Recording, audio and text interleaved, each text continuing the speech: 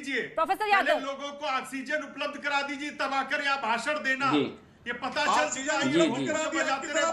टैंकरों का नंबर दे रहे हैं, इनको चुप कराइए मैडम, फिर बोलें। नंबर नहीं जारी कर रहे हैं आपकी तरह जी।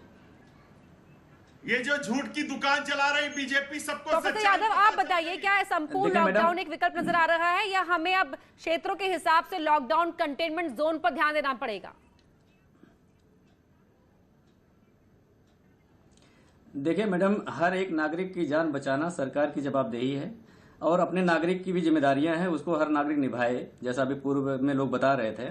लेकिन दुर्भाग्य की बात यह है कि जब देश के प्रधानमंत्री कोविड के नियमों की धज्जियां उड़ाते हैं और उसी पार्टी के लोग कहते हैं कि इस देश के लोग कोविड नियमों का पालन नहीं कर रहे हैं, तो ये अपने आप में विरोधाभास है। लेकिन हर हालत में हमें जान बचानी है, उसके लिए चाहे कंटेनमेंट जोन में आपको लॉकडाउन लगाना पड़े, जैसा कि उच्च न्यायालय इलाहाबाद हाईकोर्ट ने बोला था उत्तर प्रदेश सरकार को। लेकिन उत्तर प्रदेश सरकार के मुख्यमंत्री अपने आप को ज्यादा ज्ञानी समझते थे और उस फैसले को चैलेंज किया और सुप्रीम कोर्ट ने उस फैसले को पलट दिया, जिसकी वजह से जो 5 जिलों में लॉकडाउन लगने की बात थी, वो 5 जिलों में लॉकडाउन नहीं लग पाया। अगर लॉकडाउन 10 दिन पहले लग गया होता तो वहां जो पड़ोसी जिले हैं, पड़ोसी जिलों में हमारी जो महामारी है वो फैलने से रुक जाती और हम हो सकता है हजारों जिंदगियां बचा लेते। लेकिन वो काम हम नहीं कर पाए। अब जाकर के इतने दिन बाद, 10 दिनों बाद सरकार को यह समझ में आया कि नहीं, हमें लॉकडाउन की अवधि बढ़ा देनी चाहिए थी। तो 5 जिलों में लॉकडाउन, पार्शियल लॉकडाउन तो था, उसको क्यों नहीं लगाया? अब यहाँ पे सवाल मेरा सरकार से ये उठता है कि सरकार क्या अपनी तैयारियों के बारे में नहीं जानती थी कि हमने कितनी तैयारी कर रखी है, हम किस तरह से आगे का वो अपना असाइनमेंट तय किया है? क्या सुप्रीम कोर्ट, जिनने इस लॉकडाउन पे रोक लगाई थी, वो 10 दिनों की समीक्षा नहीं कर पाई कि अगले 10 दिन में उत्तर प्रदेश सरकार किस तरह से आगे मूव करेगी, किस तरह से कोरोना महामारी से निपटेगी? उसकी समीक्षा करने में कहीं गलती हो गई क्या? इसका मतलब जब देश की संवैधानिक संस्थाएं भी इस तरह की गलतियां करेंगी तो निश्चित रूप से आम आदमी की जिंदगी इस तरह से दांव पे लगती चली जाएगी। मैं आपको 2 उदाहरण बताता हूं मैडम। एक तो आपका पंचायत चुनाव का जो केस था, इलाहाबाद हाईकोर्ट ने कहा 25 मई तक किसी हालत में आप खत्म करिए। जब उसको रोकने के लिए लोग सुप्रीम कोर्ट गए तो सुप्रीम कोर्ट ने कहा नहीं, चुनाव होना चाहिए। चुनाव होने से पूरे उत्तर प्रदेश में 24 करोड़ लोग कोरोना की चपेट में आ गए। जैसे आज लास्ट फेज का चुनाव है, 3 करोड़ लोग करीब आ जाएंगे। उसके बाद जो दूसरा इन्होंने कहा लॉकडाउन लगाने की बात, जब लॉकडाउन लगाने के लिए हाईकोर्ट ने कह दिया तो सुप्रीम कोर्ट ने उसे मना कर दिया। लेकिन कोर्ट के आदेश पर पंचायत चुनाव करवाने पड़े ना। ऐसे में तो विपक्षी पार्टियों पर भी सवाल उठता है कि आखिरकार उन्होंने क्या किया, उन्होंने क्यों नहीं PIL दायर कर दी? लेकिन हीरो वाजपेयी जी, लेकिन ये सवाल यहाँ पर ये भी उठ रहा है कि अगर आप पहले लॉकडाउन लगा देते तो शायद आप ही की सरकार को समय मिल जाता अपने पूरे इंफ्रास्ट्रक्चर को दुरुस्त करने का या कुछ लूप होल्स को पूरा ओवरकम करने का।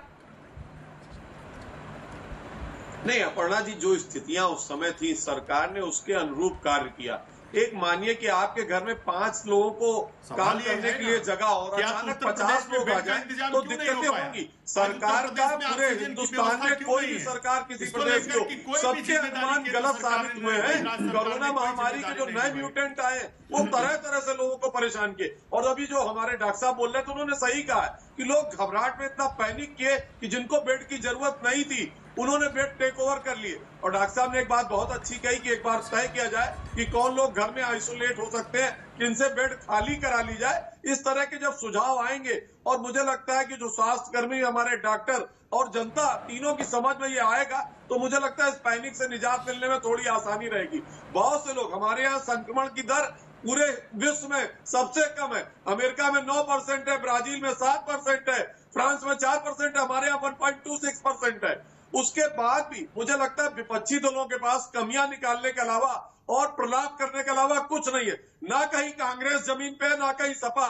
इनके मुखिया ट्विटर से पार्टी चला रहे। ये पिछले कोरोना काल में भी सेवा में कहीं नहीं थे, जनता के बीच कहीं नहीं गए और आज भी ये जनता के बीच में कहीं नहीं जा रहे।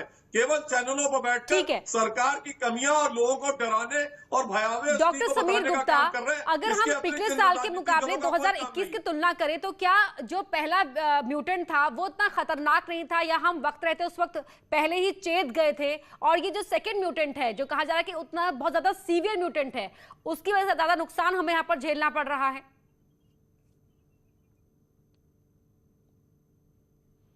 देखिए, इसके बारे में तो कोई सवाल, वाजपेयी जी, सवाल मेरा डॉक्टर समीर गुप्ता से था। है नहीं कि देखिए इस बारे में तो कोई दो राय है नहीं कि अभी जो म्यूटेंट आया है, जो वायरस फैला है और जिस गति से और जिस जिस फुर्ती से ये फैला है, ये किसी ने अपेक्षा भी नहीं की थी इसके बारे में कि इतनी तेजी से फैलेगा ये।